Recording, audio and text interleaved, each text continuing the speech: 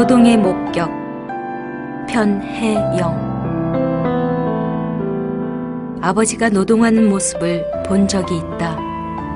공사 중인 동물원에서였다. 넷이나 되는 아버지의 자식들 중 하나는 일찌감치 회사에 다니고 있었다.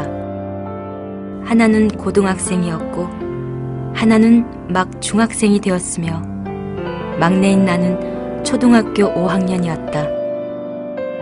그러니 나를 제외하고는 다 큰 것이나 다름없는 자식들이, 어쩌면 나 역시 다 큰 것이나 다름없는 자식이었는데 새삼스럽게 동물원이나 유원지에 데려가 달라고 졸랐을 리 없었다. 만약 졸랐다면 나이로 보나 서열로 보나 내가 그랬어야 마땅하지만 나는 무뚝뚝한 아버지에게도 낯을 가리는 시기를 지나고 있었다. 동물원이라면 아이들이나 가는 곳이고 가족끼리 몰려다니는 것은 명절이면 족하다고 생각할 때였다. 그런데도 우리는 아버지가 일하는 동물원에 갔다.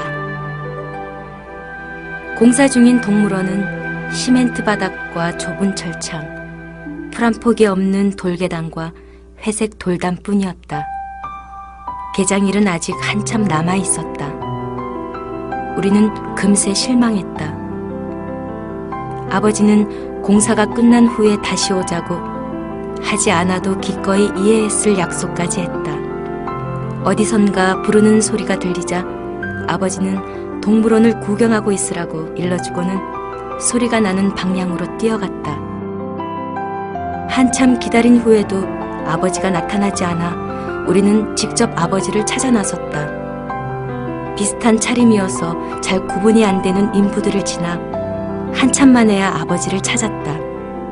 작업복 차림의 아버지는 사람들과 큰 종이를 들여다보고 있었고, 그러다 말고 누군가를 부르기도 했고, 그러다가 성질급하게 쿵쾅거리며 합판으로 된 계단을 밟고 위층으로 올라가 직접 뭔가를 했다.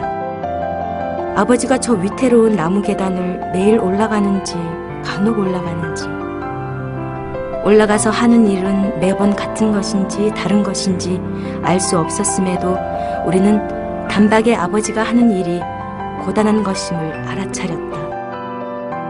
아버지 모르게 뒤돌아 나오는데 땀냄새를 품은 바람이 불었다. 바람 때문인지 땀냄새 때문인지 자식들의 긍지가 되고 싶어한 아버지를, 그러면서도 점점 말수가 줄어드는 아버지를, 갈수록 세상에 무뚝뚝해지는 아버지를 이해하게 되었다. 자라면서 나는 그 순간을 대부분 잊고 지냈다. 그러나 모두 잠든 깊은 밤 우두커니 앉아 잘 떠오르지 않는 문장을 궁리하다 보면 문득 텅 빈 동물원에 앉아있는 짐승이나 바람이 가져온 땀냄새, 위태하던 나무계단 같은 게 생각난다. 그러면 풀 죽고 병든 것처럼 보이는 짐승들과 벽돌, 시멘트 같은 무기물질과 함께 오랫동안 계속된 아버지의 노동이 떠올라 힘을 얻는다. 아버지의 노동은 전적으로 자식을 키우는 데 할애되었다. 나는 부모의 성실하고 묵묵한 노동을 소비하며 자랐고 작아졌으며 다퉜고 화해했으며 침묵했고 쓰기 시작했다.